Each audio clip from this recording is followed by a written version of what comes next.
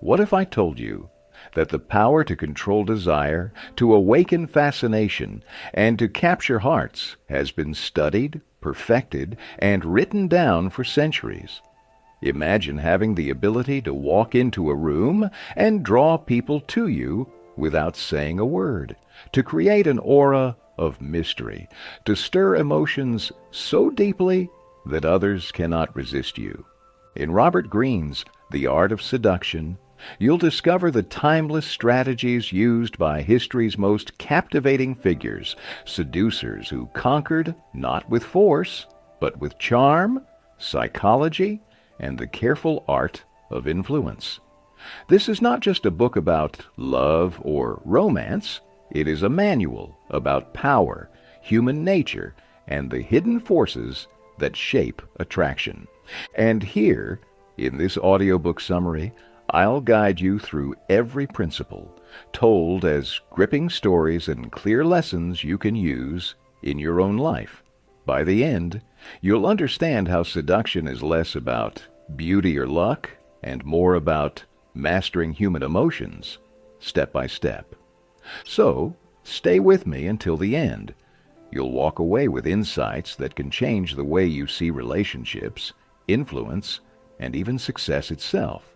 And if you enjoy this, make sure to subscribe to Audiobook 101, where we bring you the world's best books on success, wealth, mindset, productivity, and personal growth, summarized in a way that's clear, powerful, and easy to absorb. Now, let's begin the journey into the art of seduction. Choose the right victim. Every act of seduction begins with a choice. The first step is not rushing in with charm or clever words, but deciding carefully whom you wish to pursue. Attraction only blooms when the soil is fertile. If the person you desire shows no curiosity, no spark, your efforts will quickly wither. But if you select the right target, someone open to being moved, then even the smallest gesture can take root and grow into something powerful. One of the most vivid examples comes from the French novel Dangerous Liaisons, where the notorious seducer Vicomte de Valmont sets his sights on Madame de Tourvel, the young and virtuous wife of a magistrate. Valmont had spent years conquering the hearts of women across Paris, young girls, aristocratic wives, anyone who caught his restless eye. For him, seduction had become a game, a predictable routine. So when he left the city for the countryside, many thought his appetite for pleasure had finally cooled. But in his aunt's estate, Valmont encountered Madame de Tourvel. Unlike the glittering women of Paris, she lived simply. She was deeply religious, spoke of God and her husband with quiet passion, and carried herself with modesty. To others, she seemed almost plain, uninterested in fashion or courtly games. Yet Valmont sensed something different about her, a hidden warmth beneath her piety, a softness that revealed itself in small, unguarded moments. She would smile tenderly when giving to the poor, blush when complimented, or let her arm rest just a little too long in his grasp. Valmont's instincts told him she was not as untouchable as she appeared. To test her, he staged small encounters designed to close the distance between them. On one walk, he led her and his aunt to a spot where a ditch blocked the path. Pretending it was a surprise, he lifted his aunt across, then offered his arms to Madame de Tourvel. As he held her, she clung to him nervously, her body pressed close, her heart racing. In that moment, Valmont knew. Her resistance was crumbling. What drew him was not her beauty alone, but her unspoken signals. She had never experienced adventure, and in her loneliness she left herself unguarded. She believed she was immune to seduction, and that very belief made her vulnerable. The lesson is clear. The right victim is not always the most glamorous or the most obvious choice. It is the one who, consciously or unconsciously, invites your attention.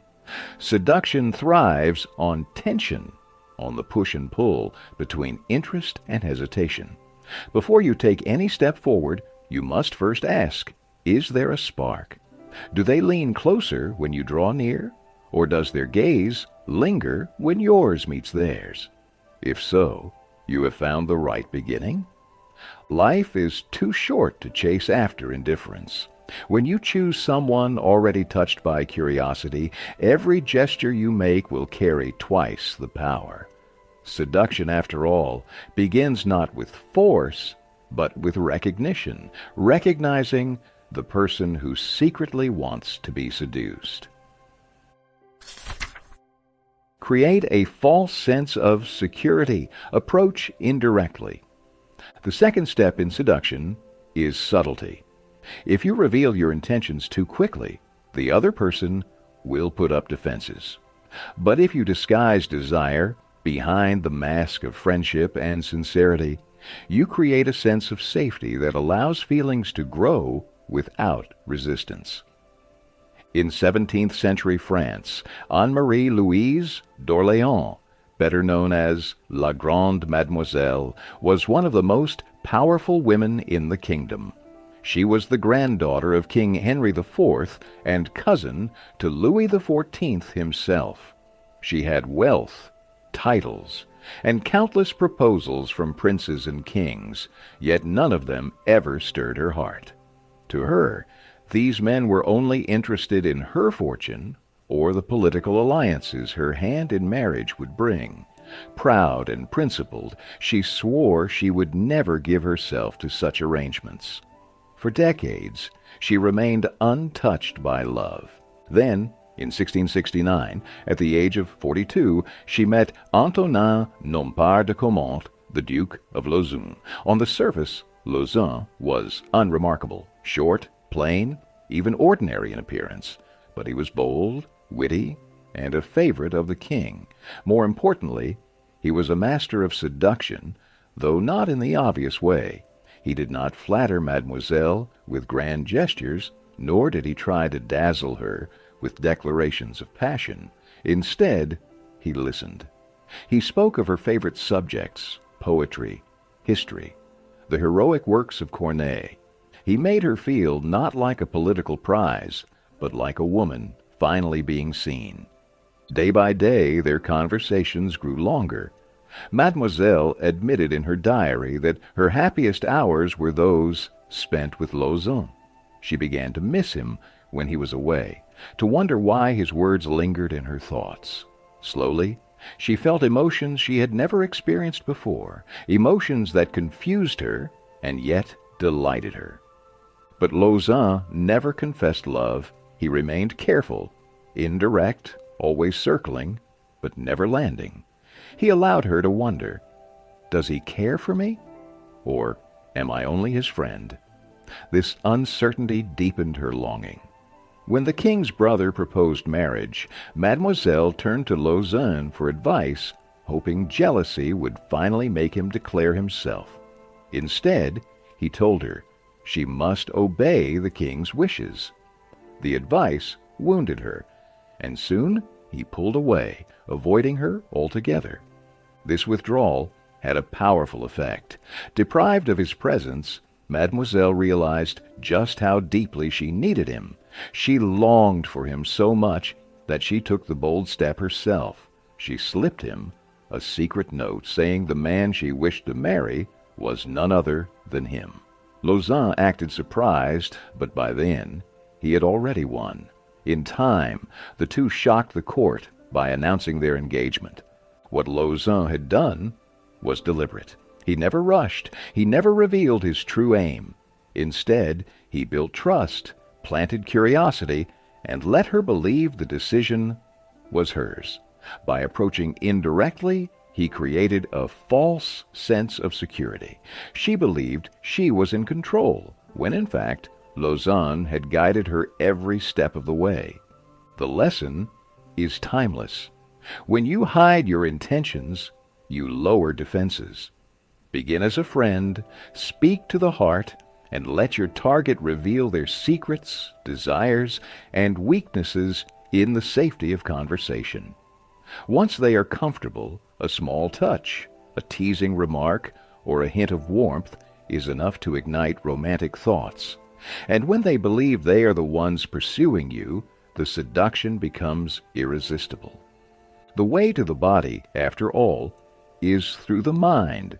Approach indirectly, create safety, and let them step willingly into the very trap you have set. Appear to be an object of desire. Create triangles. One of the most powerful truths about human desire is this: we are drawn to what others already want. When we see someone admired, pursued, or competed for, our own attraction grows stronger. Nothing awakens longing more than the fear of losing to a rival. Seduction, therefore, often flourishes, not in solitude, but in the heat of a triangle. The story of Lou von Salome, a remarkable Russian intellectual of the late 19th century, reveals how this works. In 1882, while traveling in Rome with her mother, the young Lou caught the attention of Paul Rée, a Prussian philosopher. They walked the city together, exchanging ideas on morality and God, and soon Rée began to imagine he had found a kindred spirit. Her charm was effortless, her way of speaking almost flirtatious, and he quickly grew infatuated. Wanting to impress her, Rée mentioned that he was close friends with the brilliant philosopher Friedrich Nietzsche, who happened to be in Italy. He suggested they all meet. Rée believed this would show Salome the circle of great minds he belonged to, but he underestimated the effect. The moment Nietzsche met Lou, everything shifted. Known for his solitude and lack of interest in women, Nietzsche surprised everyone, including himself, by falling for her. Now, instead of intimate walks for two, Salome often found herself in long conversations with Nietzsche, while Rée stood by, burning with jealousy. He had introduced them, but in doing so, had created a rival he could never match.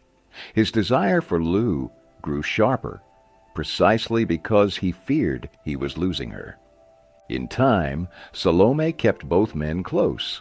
She went on trips with them, lived for a while with Rée, and even entertained Nietzsche's proposals, though she never fully gave herself to either. Wherever she went, admirers surrounded her, writers, artists, intellectuals. Later, even Sigmund Freud felt her pull, as did one of his brightest students, Victor Tausk. Each man competed for her attention, each convinced he must prove himself more worthy than the others. Salome never allowed herself to be possessed completely. By keeping triangles alive, she remained the center of desire, the prize men fought over, and therefore always in control. The psychology is simple. When your target sees others wanting you, their own attraction intensifies. They do not want to lose what others value. They do not want to feel left behind. The triangle feeds both jealousy and longing, making desire burn hotter than it ever could in isolation. This is why the great seducers never stand alone. They surround themselves with admirers, speak of past loves, or hint at suitors waiting in the wings. By suggesting that someone else desires you, you create tension. Your target feels the need to compete, to win you, to prove that they alone deserve your affection. Desire is not only about beauty or charm, it is about perception, and nothing shapes perception more powerfully than competition. To appear as an object of desire is to awaken in others a hunger they cannot easily control. Keep them in suspense. What comes next? The second phase of seduction is all about creating mystery, confusion, and pleasure. Desire thrives not in certainty, but in anticipation. The smallest details, an unexpected word, a sudden absence, A surprising gesture can ignite more longing than open declarations ever could. To keep your target hooked, you must keep them guessing. No story illustrates this better than that of Giovanni Casanova, the legendary adventurer and lover of 18th century Italy. In 1753, Casanova fell for a young woman named Caterina. Her father, knowing Casanova's reputation as a seducer, quickly placed her in a convent to protect her. Most men would have given up, but Casanova, determined, attended Mass at the convent every day, sending secret letters and glances in hopes of reaching her. Then, something unexpected happened. One afternoon, a letter was tossed at his feet, not from Caterina, but from another woman inside the convent. Her name was Matilda.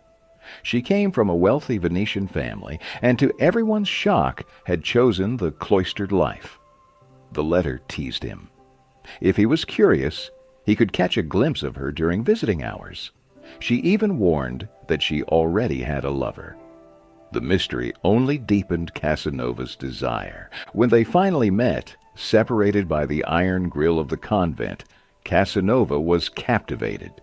Matilda spoke with daring honesty, confessing that she belonged to a wealthy older man who indulged her every wish. Yet her words hinted at passion, danger, and adventure. Before leaving, she pressed a key into Casanova's hand and promised to meet him 2 nights later in a villa. From that moment, Casanova could think of nothing else. When the night came, Matilda appeared transformed. No longer the modest nun, she was dressed elegantly, her hair piled high, radiating confidence. They kissed hungrily before she pulled away with a mischievous smile, insisting they first enjoyed dinner. Casanova was stunned, fascinated not only by her beauty but by the way she shifted identities, keeping him off balance, never letting him know who she truly was. Days later, she shocked him again, this time arriving in disguise as a young man. Casanova laughed in disbelief, but his desire only grew. Each encounter revealed a new side of her, a nun, a lady, a gentleman, and finally, through a cruel trick, even Caterina disguised as Matilda. Casanova realized that for once he was no longer the hunter. He had been trapped in a web of unpredictability, seduced by the very techniques he himself had used on so many women. Matilda's genius was in suspense. Casanova never knew what form she would take, what secret she would reveal, or what twist she had planned next. It was this unpredictability that kept him enslaved, addicted to her mystery, desperate for the next encounter. The lesson is clear. To seduce is to surprise. Predictability is dull, but suspense awakens imagination. Appear when you are not expected. Disappear when you are most wanted. Send a gift with no explanation. Reveal a new layer of yourself at every meeting, or playfully hold back when they expect closeness. Create drama, create tension, create curiosity. Seduction is not a straight path. It is a dance of shadows and revelations, where the thrill lies not in what is known, but in the question of what comes next. Pay attention to detail. Seduction is not always about grand gestures. Sometimes it is the smallest details, the scent of perfume, the color of a robe, the choice of words in a letter, that weave the strongest spell. True seducers know that what lingers in memory are the subtle touches that awaken the senses and make every encounter unforgettable. This lesson is beautifully revealed in The Tale of Genji, the great Japanese classic of the Heian period. Prince Genji, the emperor's son, was a man admired for his elegance and irresistible charm. When a young woman named Tamakazura was placed under his protection, he at first treated her like a daughter. But her beauty soon attracted many admirers, and even Genji himself could not resist her presence. At court, the custom was for men to speak to maidens from behind a curtain, never seeing them directly. Rumors about Tamakazura's beauty spread quickly. Courtiers sent her love letters, trying to catch her attention. Genji guided her carefully, helping her sort through these advances, all while quietly shaping her perception of him. His brother, Prince Hotaru, also began to pursue her. He wrote letters full of polite compliments, but compared to Genji's artistry, they seemed lifeless. Genji's notes arrived on perfumed hand-dyed paper, each decorated with poetry suited to the season. He sent flowers from his garden, rare blossoms arranged to stir her imagination. His robes glowed with vibrant colors, and his very presence carried a fragrance she could never forget. One evening, Genji promised to teach Tamakazura the koto, a delicate stringed instrument. She chose a melody, and he played it with effortless grace. Then, with patient hands, he guided her to copy it.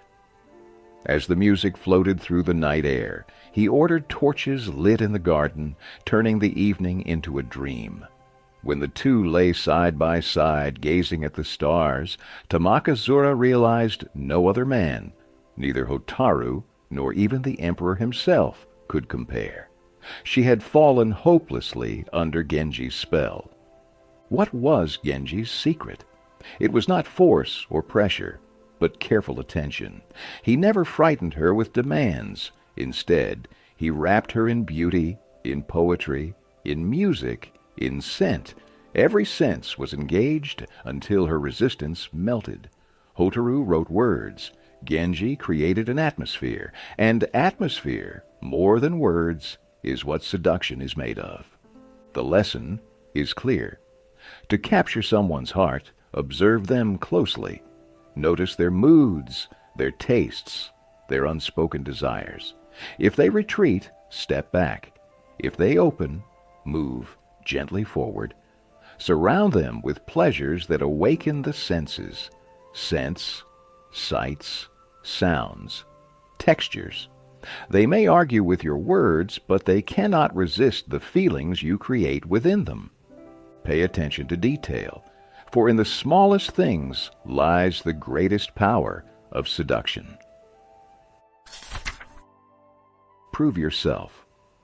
There comes a point in every seduction when words alone are no longer enough. Compliments, letters, even stolen glances can only carry desire so far. To move deeper into the heart, you must prove yourself through action. A single selfless deed, a sacrifice made without hesitation, has the power to stir emotions that no clever phrase could ever reach. Resistance, too, is not always a sign of rejection. When your target avoids you, when they hesitate or try to push you away, it is often because they feel something already. Apathy is death. Resistance is still alive with feeling. This is why the boldest seducers embrace challenges. They do not retreat in the face of difficulty.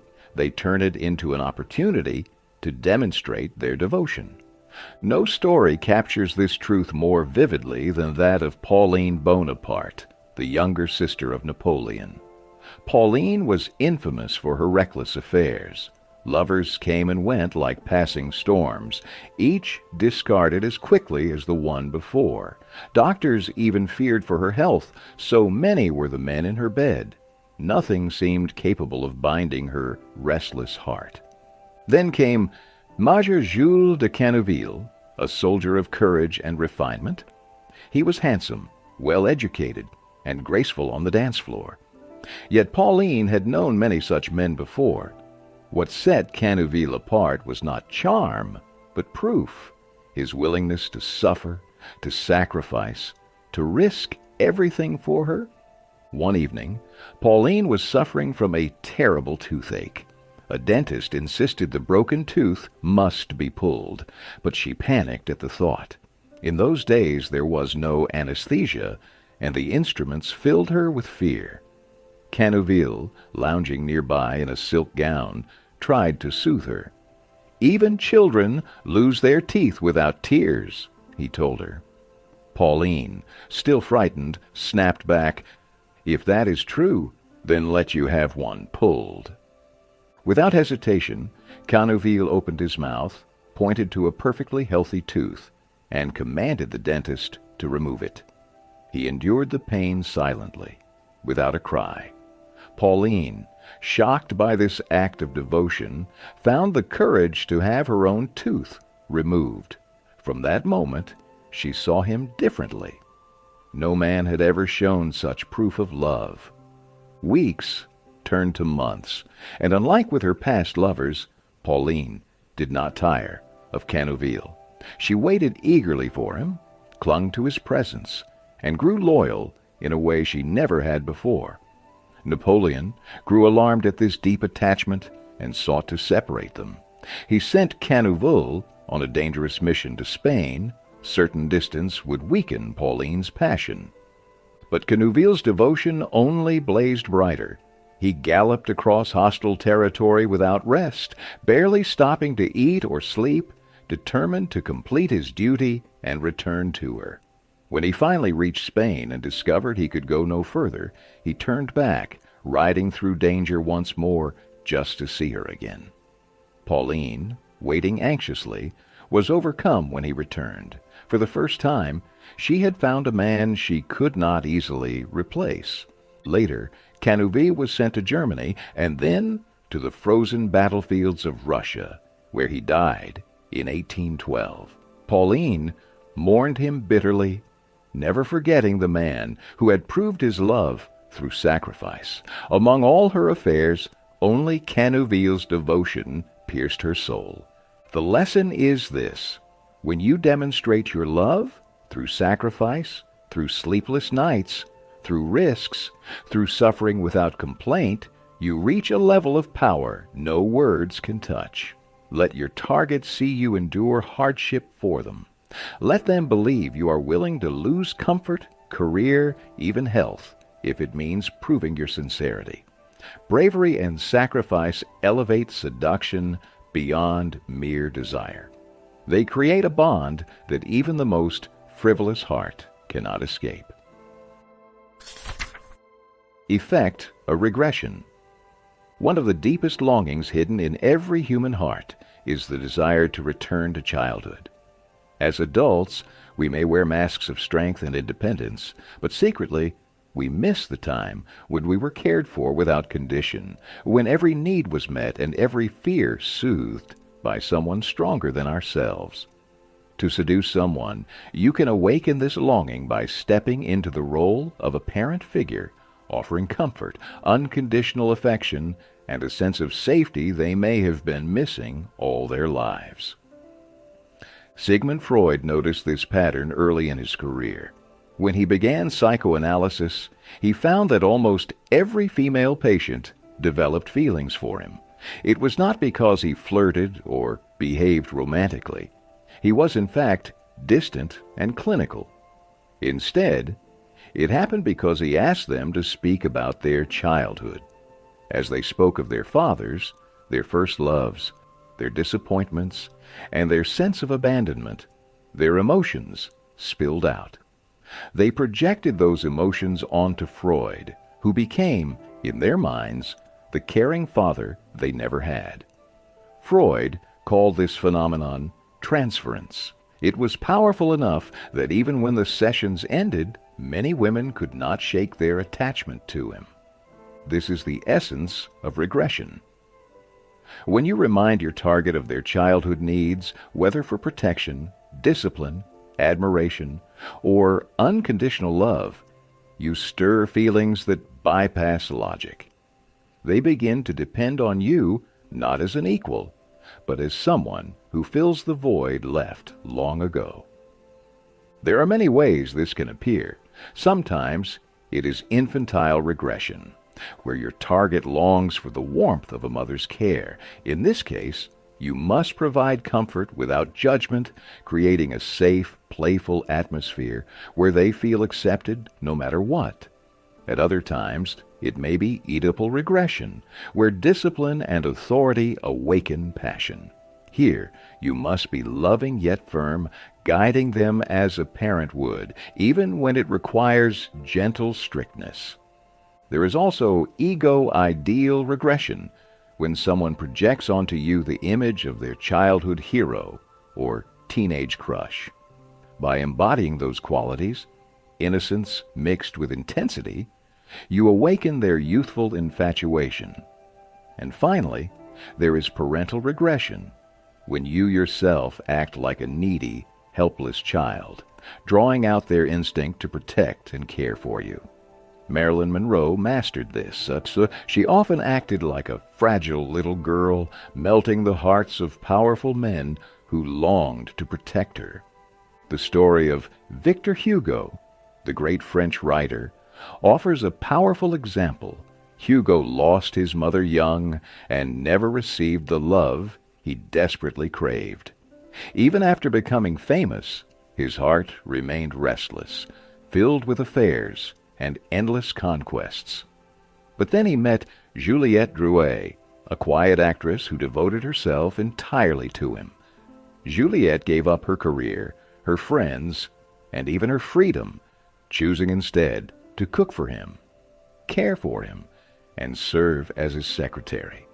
No matter how often Hugo strayed, she welcomed him back without judgment. When Hugo faced political exile, Juliette risked her life to save him. She hid him, forged documents, and later followed him into exile with nothing of her own. For decades, she endured his affairs, his tantrums, and his selfishness. Yet she never stopped loving him. Eventually, when she threatened to leave, Hugo broke down, sobbing at her feet like a child. From then on, until her death, she was the only woman in his life. What Juliette understood was simple. Hugo was not looking for a mistress. He was searching for the mother he had lost, for the unconditional love he had been denied. By giving it, she held power over him that no rival could challenge. The lesson is clear. If you want to bind someone to you, give them the love they never received as a child. Do not criticize them. Do not judge them. Accept their flaws. Forgive their mistakes and offer comfort even when they misbehave. At the same time, allow them freedom so they do not feel trapped. In this balance of unconditional love and gentle space, they will return to you again and again, unable to let go of the one who gives them what no one else can. Seduction, at its deepest level, is not about passion or beauty. It is about becoming the figure your target has longed for since childhood. Give them that, and they will never escape your embrace. Mix pleasure with pain. Pleasure by itself quickly loses its flavor. If happiness comes too easily, the heart grows numb. What truly binds desire is the mixture of sweetness and suffering, moments of bliss followed by jealousy, rejection, or longing. Pain sharpens pleasure, and together they create the addictive rhythm of seduction. The story of Don Mateo Diaz and Conchita Perez from Pierre Louise's novel, Woman and Puppet, shows how powerful this principle can be. Don Mateo was a wealthy man from Seville, already accustomed to life's luxuries. One summer afternoon, he toured a tobacco factory, where he noticed a young girl with an innocent face and a voice like music. Her name was Conchita. At just 16, she captured his attention in a way no one else had.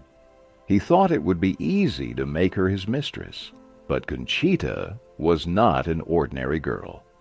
At first, she lured him close, sitting on his lap, kissing him, only to suddenly push him away in anger, accusing him of trying to use her. Confused and guilty, Don Mateo pulled back. For weeks, he behaved like a gentleman, visiting her and her mother, showering them with gifts. Yet every advance was met with rejection. When he finally offered to build her a house, Conchita disappeared, leaving behind a letter. "You cannot buy my love. You will never see me again." Her absence tortured him. Through a lonely winter, he realized just how much he longed for her. And when she returned in the spring, smiling at him from a window, his heart leapt. She promised now to be his. Don Mateo thought his suffering was over, but in truth, it had only begun. Each time he came close, Conchita stopped him. She kissed him, caressed him, even lay beside him, but always with boundaries he could not cross. When his patience broke, she teased him further, demanding houses, money, endless proof of devotion. One night, after making him purchase a villa, she locked him outside, mocked him, and embraced another man before his eyes. Don Mateo nearly lost his mind. And yet, when she returned, claiming it had all been an act, that she was still a virgin, and now at last she would give herself freely, he was overcome with relief and joy. Conchita had mastered him completely. By mixing affection with cruelty, tenderness with rejection, she awakened emotions that pleasure alone could never stir. The more she made him suffer, the deeper his hunger became. Pain made her unforgettable. The lesson is clear. If seduction rises like a straight line toward fulfillment, the climax will be empty and short-lived. Desire needs tension. It needs absence, jealousy, and frustration to build pressure. Only after loss do we truly value love. Only after despair does happiness taste sweet. Do not fear giving your target moments of sadness, doubt, or disappointment. These are not obstacles. They are fuel. It is boredom and routine, not pain, that drives people away. By leading your target through emotional highs and lows, by keeping them waiting and wanting, you make them unable to resist. At last, exhausted by the storm you create, they surrender, and that surrender will bind them to you far more tightly than pleasure alone ever could. Use physical lures. The final phase of seduction is simple in name, but powerful in practice. Move in for the kill. This is where words and promises no longer suffice. To complete the conquest, you must use the body, your movements, your touch, your eyes, even your silences, to lure your target irresistibly into your arms. In 1889, Ernest Jurgens, a theatrical manager from New York, traveled to France in search of new talent. One night, wandering near the harbor in Marseille, he followed the sound of laughter into a small room. There, on stage, a Spanish dancer performed with such abandon that the entire crowd seemed bewitched. Her name was Caroline Otero. She was not formally trained, but her dancing was pure fire. Her body swayed with wild intensity. Her eyes smoldered, and her movements carried both grace and danger. Ernest was struck instantly. After the performance, he introduced himself backstage. Caroline, curious about this American manager, let him linger. While men clamored at her door, begging to speak with her, she ignored them, laughing and talking only with Ernest. When he helped her into her coat, she leaned softly against him as though she had stumbled. Later, as they walked together, she wrapped her arm around his and whispered that he should escort her that night. Ernest was a married man, known for his honesty. Yet in Caroline's presence, all restraint collapsed. In the hotel room, she undressed him piece by piece, his gloves, his hat, his coat, slowly, playfully, with gestures that made him lose all control.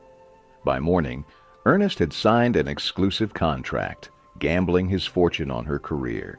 He brought her to Paris, trained her, promoted her, and when she finally debuted in New York, the press proclaimed her a sensation. But Ernest's devotion destroyed him.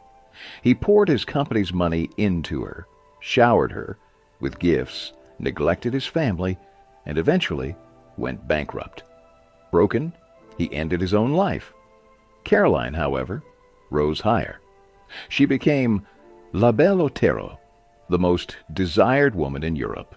Princes, kings, and millionaires threw fortunes at her feet.